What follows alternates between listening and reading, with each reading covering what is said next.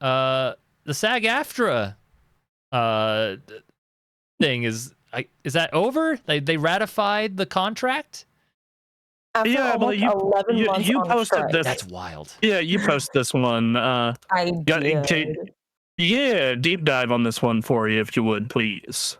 So, for those that aren't aware, which is several people, the voice acting community was on strike last year because they wanted protection against AI. Yeah. And that makes sense. And now, after almost a whole year, they got their protection, they got the contract ratified, and they can now go back to work and not have to really worry about this sort of thing. I got so excited. I still need to message my buddy at Nava and be like, okay, thoughts. Right, yeah. Yeah. This is, I'm glad this is over. I saw a lot of drama around this. Some of it understandable, some of it just like, what is going on? Why is this getting out of hand in weird ways? And it just went on and on. And they kept like trying to be like, oh, you guys are fine, but the voice actors are like, no, we want protection. We're standing our ground. Mm-hmm. They're trying to lowball us. Fuck you. Hold on one sec. I gotta step away for a sec. He is stepping away. Keep going. Yeah. Keep going. Sorry, keep going on the show. So there was. I also heard that there were some weird demands from, I don't know if it was a certain section of the voice actors group that were making weird demands. Again, I'm speaking off the top of my head. I didn't dive too deeply into this myself. It was a weird issue where specifically I think it was regarding like Genshin Impact voice actors and basically Hoyoverse stuff is what I saw it in. I didn't look too deeply into what was going on there. I generally side with voice actors on this thing, for sure. Like I have a vocal booth right here when I was thinking about doing voiceover and voice acting work, and after months of looking into it, I was like, they get paid too little to deal with too much. It isn't worth it. And so I generally side with voice actors on trying to get some money for the work that they do. And I know that can sometimes disrupt a game sometimes, but like just a little. I just think, voice actors should get paid. Get some paid for their work. So whatever happened with there's a lot of stuff that happened during these 11 months around this. But sounds like it's over. They've signed something, and I'm hoping it's a good deal. Do we get any responses from prominent voice actors speaking out on this deal? I haven't seen anything yet. Okay. But here are some notes about everything. Okay. Among its key stipulations, the deal provides compounded increases in performer compensation at a rate of 15.17% upon ratification, plus additional 3% increases in November of 25, November 26, and November of 27. Okay. Additionally, overtime rate maximum for overscale performers will now be based on double scale. Health and retirement contribution rates to the after retirement fund will now be raised from 16.5% to 17%, and then to 17.5% in 2026. Okay. And this is the one thing that this next part is also the thing that the voice actors were like going back and forth on. Okay. Contract also accomplishes performer safety guardrails and gains around AI, including consent and disclosure requirements for AI digital replica use, and the ability for performers to suspend consent for the generation of new material during a strike. Yeah. So that was the big thing that they were fighting for, was they wanted the guardrails, they wanted consent, and they got it. Finally. Good. Yeah, that's a good thing. So, because people are getting their voices and faces scanned and then being just uploaded into AI for use without knowledge, and that's fucked up. So I'm glad they got those protections. Yeah, I think that this is a good thing for a number of reasons. Hopefully everyone starts getting paid a little better, and we can get voice actors properly supported in this industry. Oh, absolutely. So. Absolutely. They deserve everything that came out of this contract ratification. They deserve all the good things in the world. And we stand with the voice actors. And we're proud of them for standing their ground. It's still not enough for me to want to go back into voice acting because they still have to deal with the things that I've still seen. Still got to deal with that bullshit. Yeah, but that's just part of the job, and I'm just not willing to put up with it, and that's how it goes. So. And I know I had seen some stuff all over like Instagram, because I do follow a bunch of voice actors, saying like, "Oh my God, thank you." I think it was Yuri Lowenthal and his wife Tara who posted something about it. Let me try and find that real quick. Sure, yeah. Yeah, it's in a games industry that keeps making more and more profits.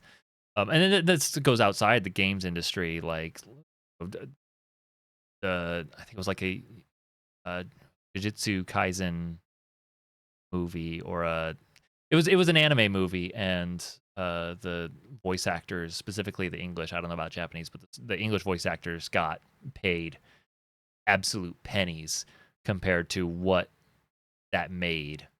And like, obviously, I want the bulk of that to go to the animators, the people that actually make the art and put the entire thing together, but like the voices are kind of important.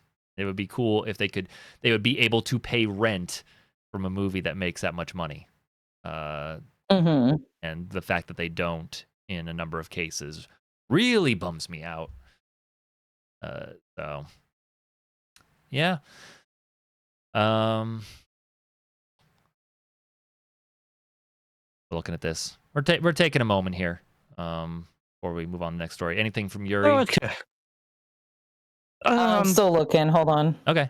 So I was listening, but just had to go take care of something. Yeah. No, I genuinely think this is good. We had that discussion in the Super Gamecraft Discord. Yeah. About how Hoyoverse and their actors are kind of just pushing back on certain parts of this, and how SAG-AFTRA is kind of going above and beyond. My question here is this still happening for Hollywood, like, or is this both? Is this Hollywood and video games has conceded? This is strictly video games. The Hollywood one ended well before. It's actually surprising. Yeah. Yeah. Although I did hear rumors of Sean Astin looking to run as SAG-AFTRA president. Yeah. Huh. Yeah, I think it's good. I think if you're like, in a lot of games, voice is super important. Yes. Oh yeah. I think that, like, I think about Expedition 33 and how different of a game that would be if it did not have absolutely amazing voice acting. But I also think that, like, I see that. I feel like it's very hard in terms of balancing what, like, you were talking about Demon Slayer. And, like, yeah, the majority of the experience in Demon Slayer is the animation. Yeah. So, like, but at the end of the day, like, dog, these people are part of bringing this to life. They need to pay the fucking bills. Yeah. That's like, literally, I just need to pay the bills on this movie that is making millions of dollars in theaters. Like, yeah, man. Pay up, bitch. What was the cost to make of that movie? Like, that's always a discussion, but absolutely. Just like, I feel like there is a lot of moving parts to a lot of these that I feel that there are people like, man, $1 bajillion. I'm like, Yeah, but how much does it cost to make? Mm-hmm. Like, that's another thing that a lot of people don't take into account. And like, yeah, there is totally excess value being pulled into bullshit or, for shareholder dividend, but there's also cases of just like, oh, yeah, this just didn't make the money that it needed to because it was overscoped. Right. And it's like trying to figure out which of these is which. I think in the case of voice actors, they are a case of just they are very fucking underpaid. Even probably after this, they're going to be underpaid. It's just not. It's the unfortunate part about any job that is considered fun, in quotes. Yeah. A lot of people want to do it, so it creates a big supply of people wanting to do it. So they're going to undercut you for whatever your skill is. Yep. It is just the nature of the beast, unfortunately. It's the nature of our beast, that is us, humanity, taking advantage of people for things that we like. Yep. This is from a website called We Got This Covered. So I'm not sure, what's going on, but it says film passed $30 million, Jujutsu Kaisen 0 in theaters, passed the $30 million mark, and a number of voice actors, dub voice actors, got paid as low as $150 to $300 for the whole project. And it's like, dude, what? Yeah. So like this is the shit they deal with, and that's more of an. I feel like that might be more of an extreme thing, but it also. Yeah, I definitely think that is also like I think that I think a couple years back we had that Bayonetta fight. Yep. Or not fight, but that Bayonetta discussion where she was originally offered 4,000, but then it was debunked that she would offer 15,000. But Taylor was seeking 6 figures. And I don't know about you, but like $15,000 for one job seems like a good amount of fucking money. It depends on the amount of time, because you're a main character in a video game, so it depends on how many hours am I spending to do this. I mean, how many? Yeah, but like I cannot imagine. Bayonetta is not a game with a ton of voice. That's not, you're not getting Kojima cutscenes in that. That's fair, but that's also like the finished product. There's, different takes. There's trying different things. There's stuff that was cut. But like, okay, let's, let's also factor in the fact that like Bayonetta is not like going to sell a bajillion copies. Sure. Like that's another factor here. Like it's totally like a factor. I remember like, I remember Bayonetta 3 apparently only sold 1.07 million. Mm-hmm. So not a great sales winner for sure. Yeah. And then on the top of the fact that like I remember her posting stuff where she's like, this is a major franchise and it has it has an anime movie. It's just like, lady, you obviously have no idea how small this character actually is. I mean, she's a major character. Like, people know Bayonetta. Like, but like, she's not making Call of Duty numbers. No. I know she's not even making like I don't think a single Bayonetta game went over 2 million copies. Probably not. Like they're not like a huge franchise, and then you're thinking most of that cost. So like. Okay, like how long did she work on Bayonetta, 1 and 2? Let's say 3 is the same thing. It's like $15,000. I don't know. That's a lot of money, dude. I think that I'd be pretty stoked for that. I think when you consider that voice actors are bidden for each job, it's a portion of them get a starring role once, and then you have to consider all the other jobs they're taking. It's like, okay, so 15,000. I'm aiming for, try to get like 4 jobs of that level. That's not going to happen. Your Bayonetta is your biggest role. All right. So how many smaller roles paying smaller money, given the amount of time that I need to do to record these lines and get them right and train for them across a year, will I be able to make it? So, I mean, that's a good question. I actually don't know what Helena Taylor has worked on besides Bayonetta. I actually need to look into that. I'm just saying, like, They're not all Yuri Lowenthal. They are not all Troy Baker. No, People are fighting for this shit. Yes, and I'm looking at her, and it's like, she has a very small. She's been in 25 projects total. Yeah. As far as like as an actress, and then so it's a couple animes, Bayonetta, Dragon Age Origins, and a bunch of movies I've never heard of. Right. So, apparently she was in Blazing Angels 2. Okay. So, I think that like, yeah, you're gonna have trouble finding work, but just this person's full-time job is obviously not like being a voice actress. You're looking at the IMDb here, right? And like, but maybe they're even trying. then, like 15. Yeah, but like even then though, $15K for was effectively a side gig. Like that's if that's how it is. Well, I don't know what her life's like. Like, yeah, you got to consider that there are people who are like a couple main stars in anime and then have tons of other projects, and then they have to supplement their income by going to conventions as well, like traveling to try and get some money from the people directly, and that's just what they do. Yeah, and the thing is like I've been to those cons and I've gotten signed stuff, and like for like even mid-level actors, they're getting $50 to $100 a signature. Like, I paid $50 to get a signature from Dante from Clerks. So so even a guy like that, you're getting $50 a signature, you're getting a whole day. Like, you're easily gonna pull $50 an hour at a full day of a con. Like if you're somebody who's gotten a main role, I should say. Yeah. Like a Bayonetta. Like Bayonetta at a con will get $50 an hour.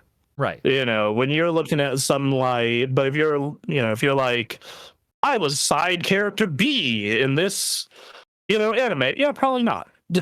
Probably not. But that's the thing, is you have to fight and you have to be in the trenches making not livable money in the hopes of getting a star role or near star role to try and carry you at conventions. And now you need to make that money stretch and hope you get enough people wanting your stuff at conventions. And then you're realistically going to have to work a day job with that.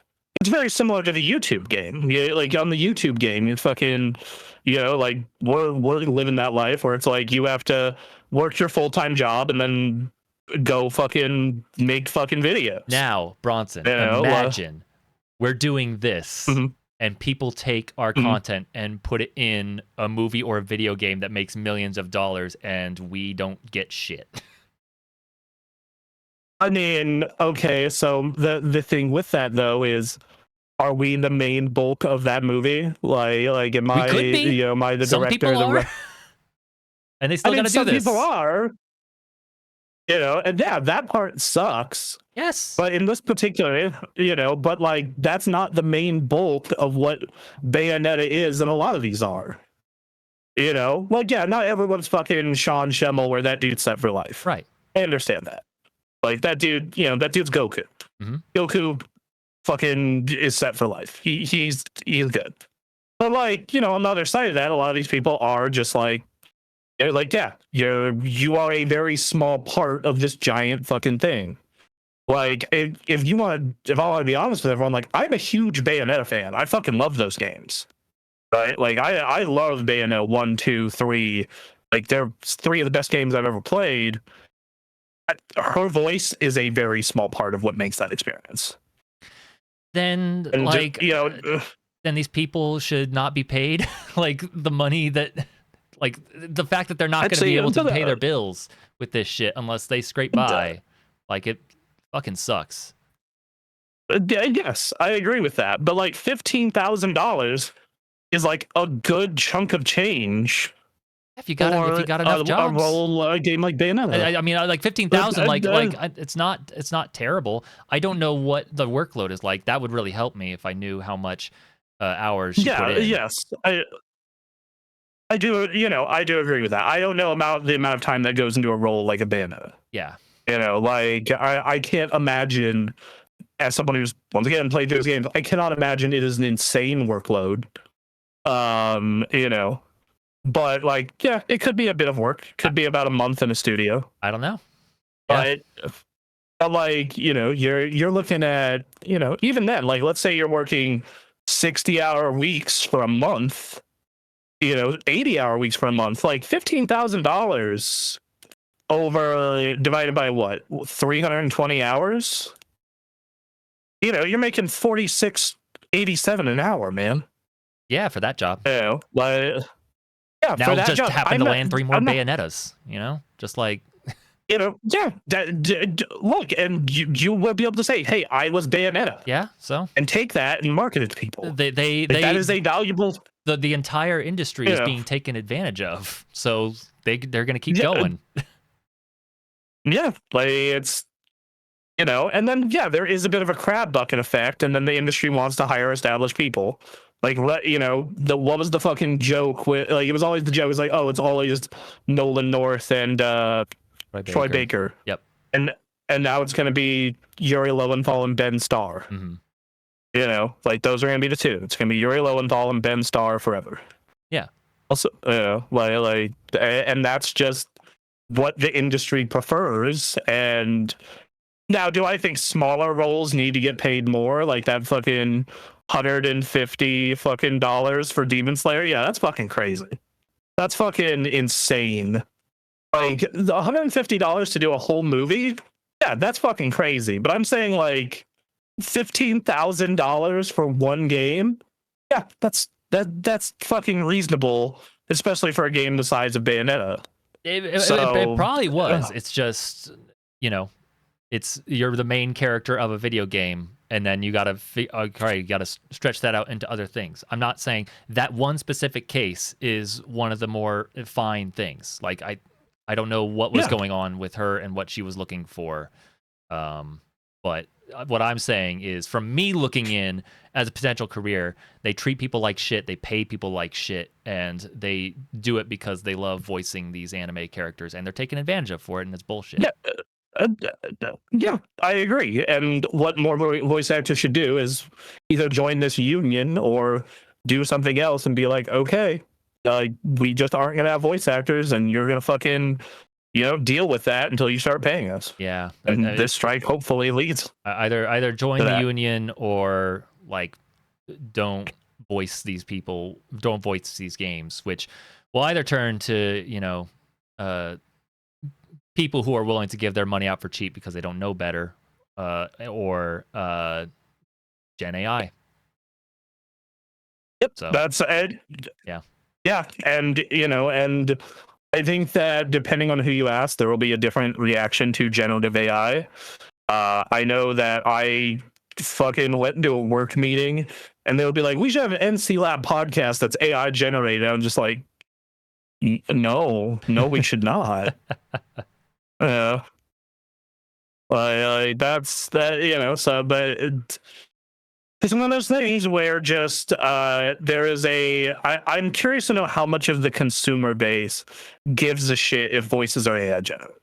Well, I mean, that's where I think a lot of it, especially when you trend towards younger crowds, they're like, do not care one single bit. They want the game that they want, and they don't care what happens to the people who make them. Yeah. Okay. Man, this is so depressing, but it goes back to that fucking quote that Anthony and I always bring up. Every gamer boycott is a 2-minute trailer away from being over. It's why this podcast has trended towards more of the industry bit, is just like, we enter the workforce, we've done, looked at this, and it's just like, man, this is really, really dark and bad. And yeah, like, and the thing about the Demon Slayer thing, like, if I'm that person and it's just like, yeah, we're gonna offer you, because you see, I imagine you see the contract beforehand. Like, if I saw that rate of like, yeah, you're gonna make $150 in this movie, I'd be like, fuck off. Right. No, and like, the only exception I can think of who shouldn't do that is someone who is brand new and completely unestablished, and you just need to get a name out. Right. Like that's for you. That's your shot. Like obviously the Demon Slayer people are fucking established. I just They're in want Demon to Slayer. correct. It's Jujutsu Kaisen 0. Oh, Jujutsu Kaisen. Okay, so similar concept though. Yes. You're established. Yeah, you're established. Mm-hmm. You're a fucking you're a name. Mm-hmm. So it's like at that point, it's like, okay, well, then fuck you. People know I'm the voice of X character from Jujutsu Kaisen. No, you're gonna pay me more. I'm not gonna do it. And then like you just have to hope that goes in your favor. Right. And that's a shitty thing. But I always say this: you have more leverage in companies than you think in a lot of cases. Mm-hmm. If you are far enough up the chain. Right. And it's about recognizing what your leverage is. I think the story I always think of is at Microsoft. Halo 2 was supposed to ship a year earlier, but it was a total mess. And Ed Freeze basically threatened, "I'm going to quit if we put this out this year." And it got the game delayed a whole year. Yeah. So like that is one thing I would say to voice actors or anyone in any work situation who knows that that you have some level of value is be like, "Yo, dog, throw that weight around a bit." Be like, "Hey, no, fuck off." And if they fire you, they fire you. You want, like, the thing is like we are in such a no lose situation now as as workers as a whole, in all honesty, that fuck it, like, okay, I'll find a new job. I mean, that's the point for me, and I can't speak for other voice actors and what they do and what's going on with them. But I just made the choice not to go in because it sucks, and I would rather work a job I don't care for and keep searching for something that does work for me, rather than because I was doing classes and people were like the coaches I was hiring to help me said, "You're good, you can do it," and it's the easiest. It's a path into doing a job that I like could have fun doing. I have everything I need. I could make it happen right now. And because I know what this industry is like and how they treat voice actors, I don't.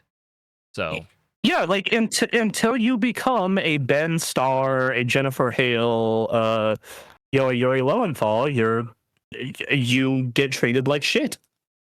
That's just what it is. Like, and it's shitty. Like, that is not correct. And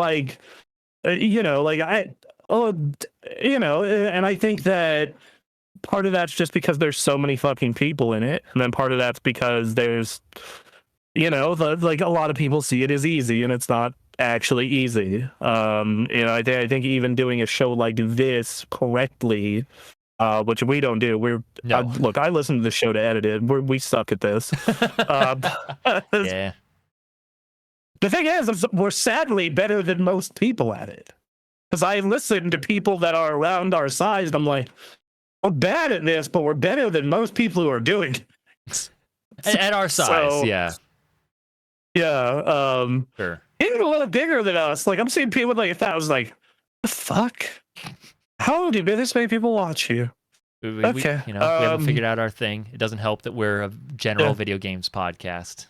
What it is. Yeah. Yes. But no. So back to what we were going with. It's just like, it's like, you gotta tell them to fuck off and then go about your business. It's exactly like when I was over at Microsoft. Like, I was not getting treated the way I felt I deserved to be treated. I was like, hey, I don't like this. I want to change. And they were like, no. And I was like, cool, I'm gonna go find a new job. I mean, it's what it is. I'm hoping that this deal really helps these people get paid and encourages people to join. But I always have a big concern with union contracts because, like, they often do not protect the people who are lowest end of the totem pole within the union. Right. Which that also sucks ass. Yeah. You know, I have seen, like, I remember very early on, I remember talking to my uncle, he's a union contractor. Mm-hmm. And he says, like, oh yeah, the first 4 years of my career, I had to eat shit, basically, until I was, like, established enough to where they just gave me jobs constantly, and I made a ton of money, and I bought 2 houses, and which is everything was wild great. because, like, you need to support that lowest end the most because they're the most likely people to go non-union and then take whatever pay they can to get work. Yeah, 100%. Which then undermines the whole, like, the union effort. It's kind of wild. Yeah, so It's just, you know, it's, well, and you know, and I get it, because, like, I get it as an organization, if you bring someone in, it's just like, well, we want them to, you know, it's just like, well, we don't know if they can perform, we don't know if they're, you know, we don't know, like, all these different things, and if they suck, it makes us look bad. So, but it's just like, I think as an organization that can be very scary. But on the other side of that, it's just like, well, your whole job is to, you know, make it so that is a less bad process, and also so people keep joining your union, so you actually can press back on shit. right. And then, you know, there's a bunch of corrupt shit at the top of unions. You know, we've all read about fucking Jimmy Hoffa and whatnot. There's So, always, anyway. you always need to be on the lookout for people who are in higher positions of power. Always and forever, doesn't matter which side. It's exhausting. It is. It's honestly It really exhausting. is. Unfortunately, that is the assignment. It's just like it's just this it's just this thing of just like, I want to be able to, like, like, I am someone who wants to assume the best in people, and, you know, I want to, you know, I want the world to be a better place, but I'm also just sitting here being like, oh, yeah, God, I just like sit here and I go just like, man, I get so tired. I get so tired of every time that I enjoy something. It's just like, did you know that this person associated with this thing is a piece of shit? Like, another one, no. huh? All right. I didn't. Thank you for letting me know. I guess. Y'all should go watch Superman. I'm just saying. Yeah, you should. Like I said, you know, I got out of Superman on Friday night, being like, man, this movie gives me hope for the world. Nice. This is a what? It's a blast of fresh air in a world that we're in today. Well, like, I am someone who traditionally does like kind of cynical media. Sure. But there's been a lot of it recently because of the times we live. Because of all this.